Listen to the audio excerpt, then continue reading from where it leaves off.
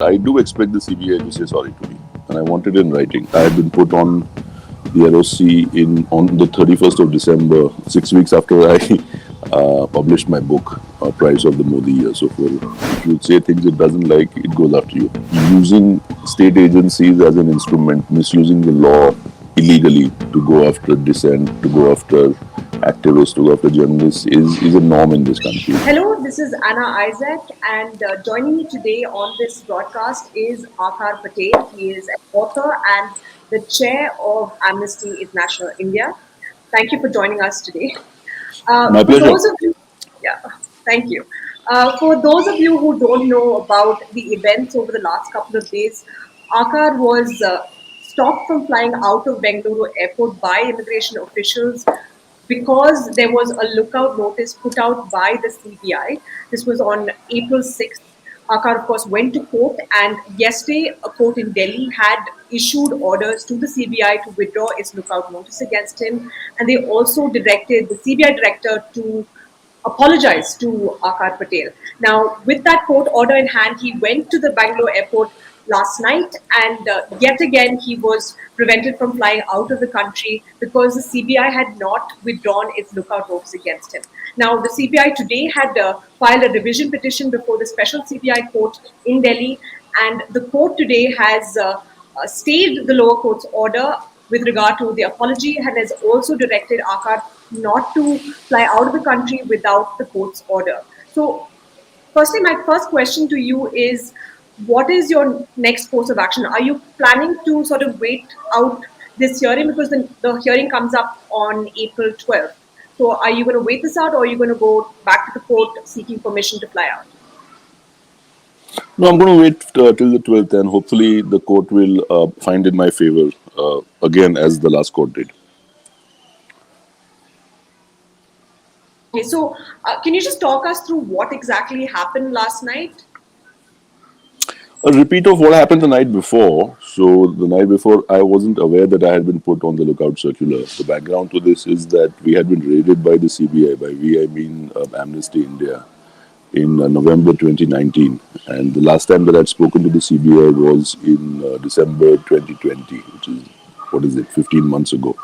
I haven't heard from them since. I was told at the airport that there was a lookout circular for me, following which I moved court, only to discover that I had been put on the LOC on the 31st of December, which is 3.5 months ago, 6 weeks after I published my book, Price of the Modi Year. So for the entire period since 2019 November, there had been no such move from the CBI. Suddenly, it sort of occurred to them to put me on this list on the assumption that I am flight risk, which to my mind is absurd.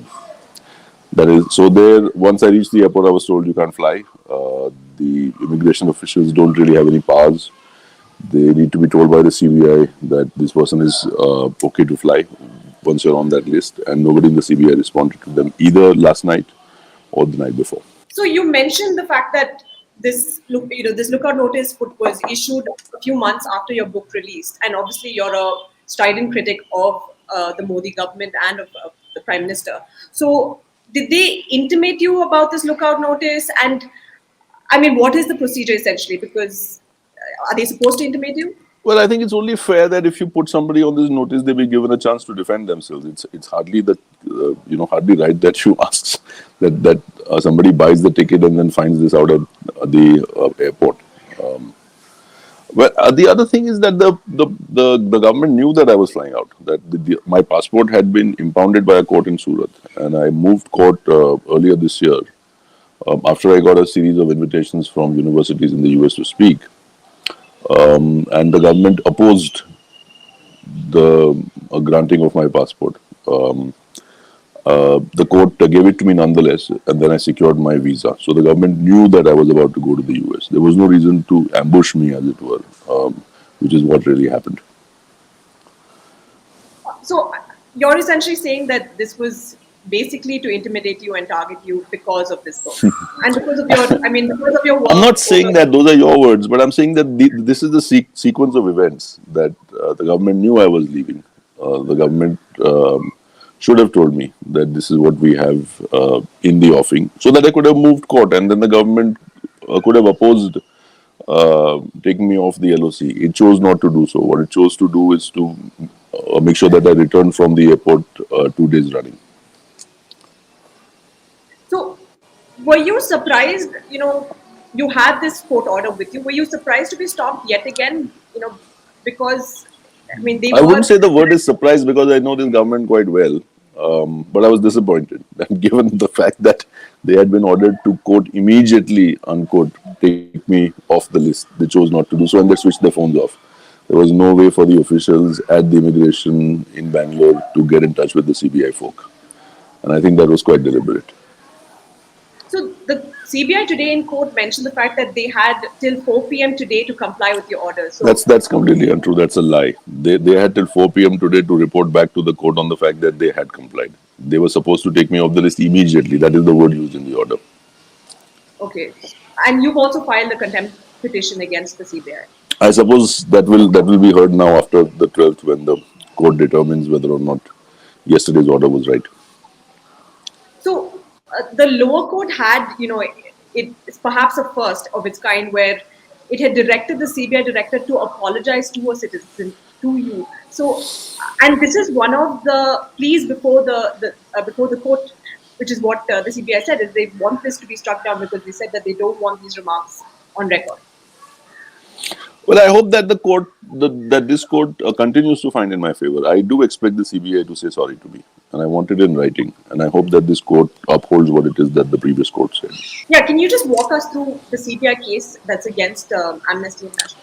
So Amnesty faced a series of raids. The first was in October 2018 by the Enforcement Directorate. The second in November 2019 by the CBI. The third in October 2020, which was a freeze also by the ED. The same set of transactions, we were accused of three things: a violation of the Foreign Exchange Management Act, which is a civil offence; money laundering (PMLA), which is a criminal offence; and fraud.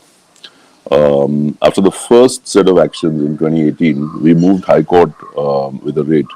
And the High Court found that the actions of the ED were unconstitutional and illegal, and due process had not been followed, and we were given access to our bank accounts. On the same set of transactions, once again, we had a raid by the CBI in November 2019, and then once again a freeze by the ED in October 2020. We had a partial unfreeze there, and we are moving Supreme Court next week. I think it is. We'll get a hearing to be able to get a fuller unfreeze.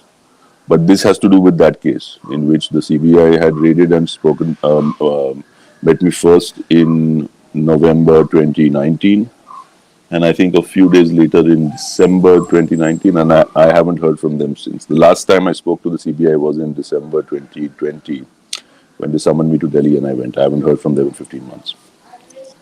And just to clarify, you have not been arrested in this case, right? No. I'm not on And bail and I haven't been arrested in this case, no. okay, and with regard to Amnesty International's operations, like you mentioned, there was a freeze, and you've had to lay off a lot of your employees. So, what is the status of Amnesty in India at the moment? So we've got volunteers, but we are working. So we're issuing statements and we're doing some of our work and we are back. We hope to be able to build a fuller team and be able to resume operations fully fairly soon. Like I mentioned, you are a strident critic of the Modi government. A few days ago, journalist Rana Ayub was also stopped from traveling abroad. The ED had issued a lookout notice against her. Of course, Rana did manage to leave after the Delhi High Court stepped in and allowed her to leave. So, do you see this sort of as a new escalation of harassment against anyone who criticizes the government?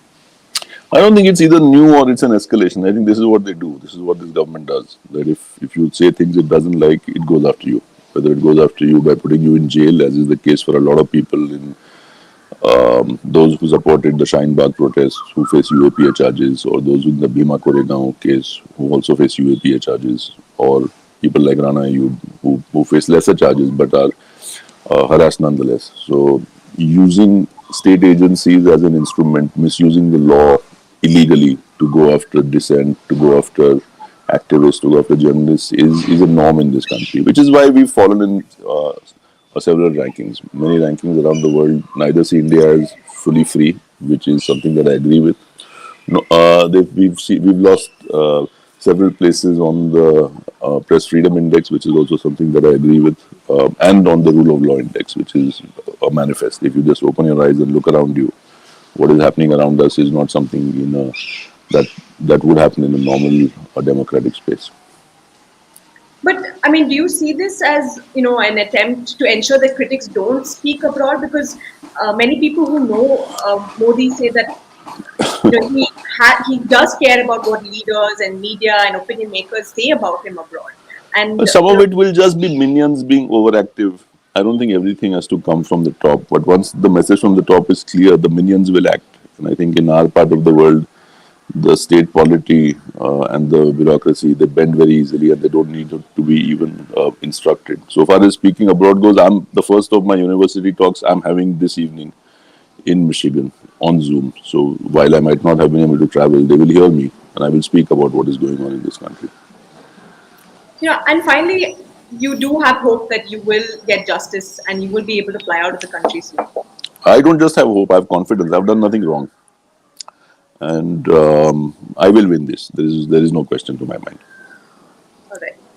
Okay. Thank you so much, Aakar, and good luck for your case. Thank you very much. Good talking to you.